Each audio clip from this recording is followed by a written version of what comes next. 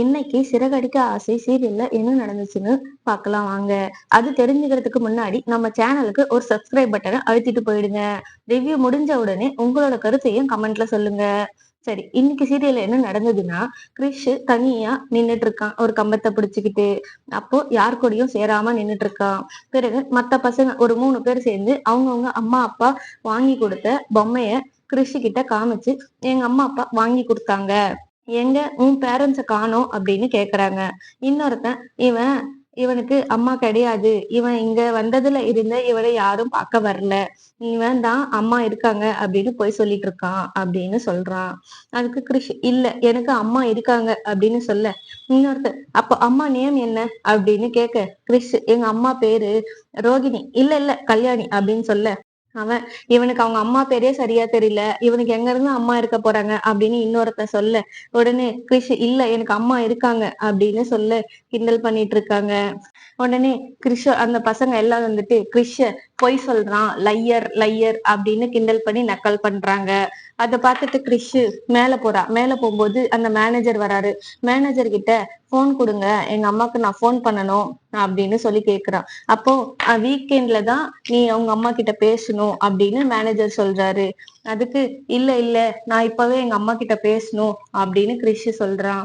பின்ன போன் கொடுக்கும்போது மேனேஜர் சொல்றாரு, என்கிட்ட உன்னோட கார்டியன் நம்பர் தான் இருக்கு, அம்மா நம்பர் இல்லையே அப்படின்னு சொல்ல.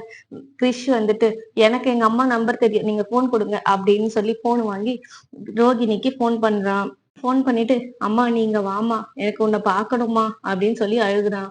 உடனே ரோகிணி வந்துட்டு, நான் கொஞ்சம் டேஸ் கழிச்சு வர்றேன்பா, இப்பதானே வந்தேன் அப்படின்னு சொல்லி சமாளிக்கிறாங்க.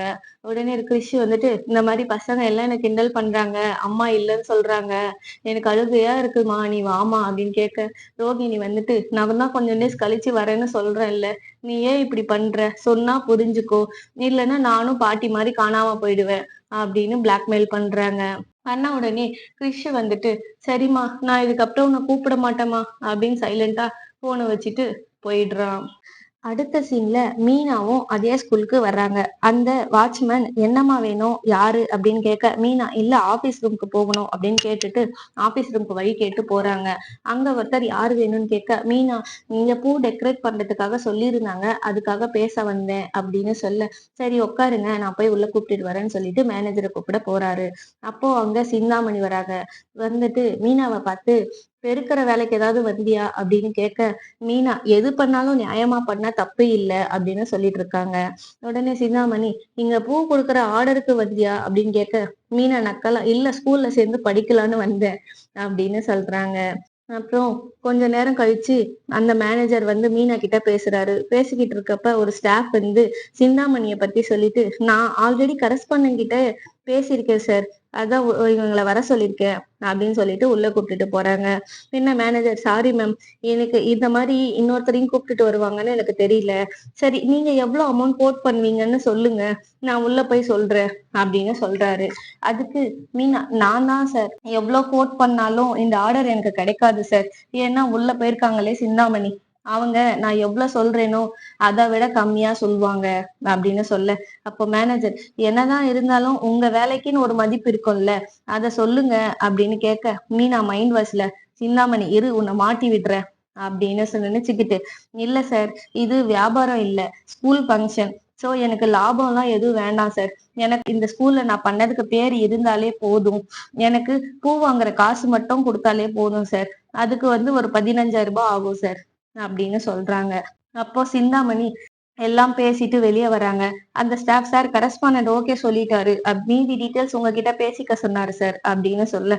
மேனேஜர், சரி இருங்க, இவங்க மீனா ஒரு அமௌண்ட் கோட் பண்ணிருக்காங்க, அதுவும் ரீசனபிளா தான் இருக்கு சொல்லி. உடனே சிந்தாமணி, அவங்க இப்பதான் புதுசு, அவளுக்கு வேலையே தெரியாது, நான் பண்ணி தரேன் சார் அப்படின்னு சொல்ல.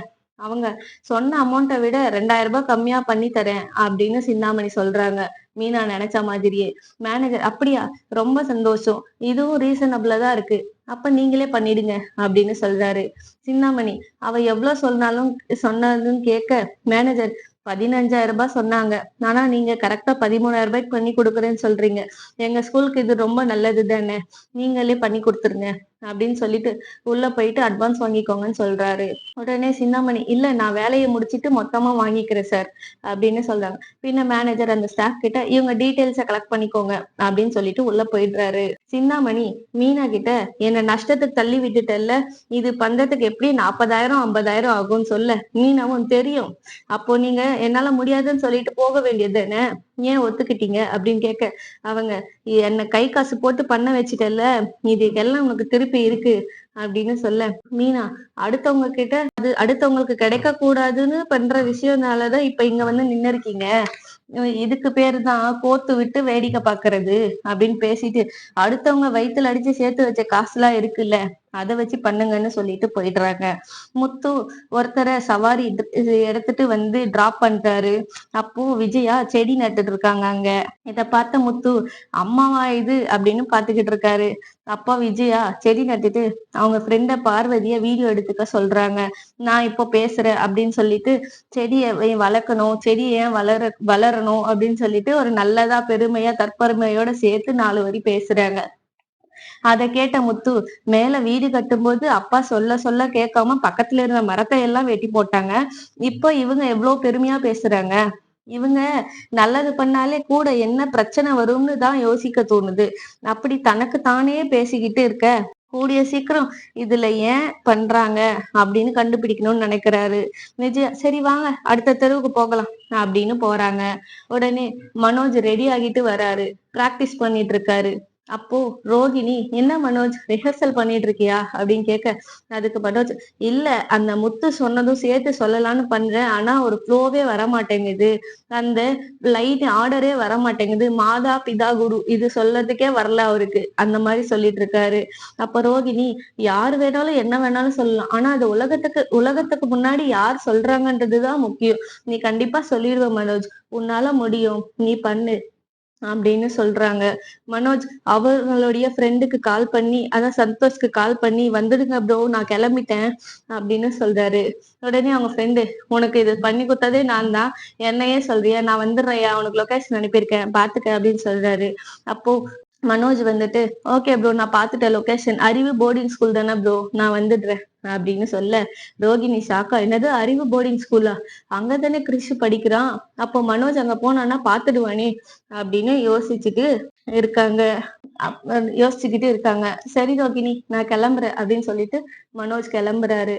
கிளம்பும் போது திரும்பி உள்ள வந்துட்டு தன்னை தானே ஆல் த பெஸ்ட் கேட்டு வாங்கிட்டு போறாரு ரோகிணி கிட்ட.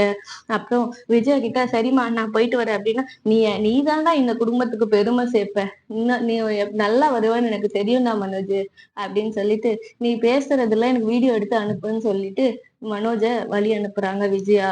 ரோகிணி யோசிச்சுக்கிட்டு மனோஜை தடுத்து நிறுத்தணும் என்ன பண்ணலாம் அப்படின்னு யோசிச்சுக்கிட்டு இருக்காங்க. உறைஞ்சு போய் நின்னுட்டு யோசிச்சுக்கிட்டு இருக்காங்க. அப்போ ரோகிணி ரோகிணி யோசிக்கிறாங்க, மனோஜ் வேற ஸ்கூல்ல கிறிஷ பாத்துடுவானே, பார்த்த உடனே வீட்டுல வந்து சொல்லுவான், சொன்ன உடனே முத்து அங்க தேடி போயிடுவானே அது அப்படின்னு யோசிச்சுக்கிட்டே ரோகிணி மனோஜுக்கு கால் பண்றாங்க.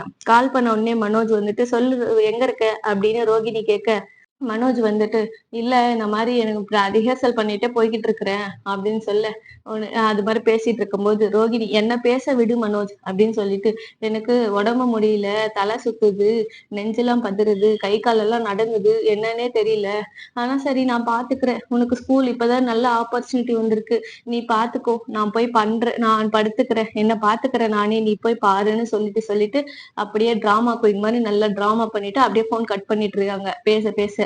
உடனே இவருக்கு மனோஜ்க்கு என்ன பண்றதுன்னே தெரியல. சரி அப்படின்னு சொல்லிட்டு கிளம்பி வராரு, வீட்டுக்கு கிளம்பி வராரு. வந்து அங்க நிக்கிறாரு.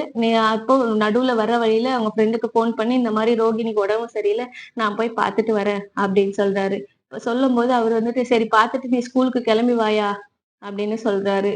மனோஜ் இந்த மாதிரி சொல்லிட்டு அவங்க ஃப்ரெண்டு கிட்ட சொல்றாரு. சொல்லிட்டு வந்துட்டு இருக்காரு வீட்டுக்கு. இது எல்லாத்தையுமே ப்ரோமோல நடக்குதுங்க. ப்ரோமோல என்ன இந்த மாதிரி வரும்போது நாய் அவரை பார்த்து குலைக்குது. நாய் அவரை பார்த்து குலைச்ச உடனே மனோஜ் வந்து சொல்றாரு, என்ன திரும்பி என்கிட்ட கல்லுல அடி வாங்க வந்துட்டியா, ஏன் வந்த அப்படின்னு சொல்லிட்டே இருக்கும்போது நாய் அவரை கடிச்சிடுதுங்க. அதோட ப்ரோமோவும் முடியுது. நாளைக்கு பாப்போம் நாய் கடிக்குதா இல்ல ரோகிணி டிராமா பண்ணதை மனோஜ் கண்டுபிடிக்கிறாரா இல்ல நாய் கடிச்சதால அப்படியே ஆக்ட் பண்றாரா, இது என்ன இருக்குது என்ன ஏது நடக்குதுன்றத நாளைக்கு பார்ப்போம். தேங்க்ஸ் ஃபார் வாட்சிங். மறக்காம சப்ஸ்கிரைப் பண்ணிடுங்க சேனலை. உங்களோட கருத்தையும் கமெண்ட்ல சொல்லுங்க. நன்றி.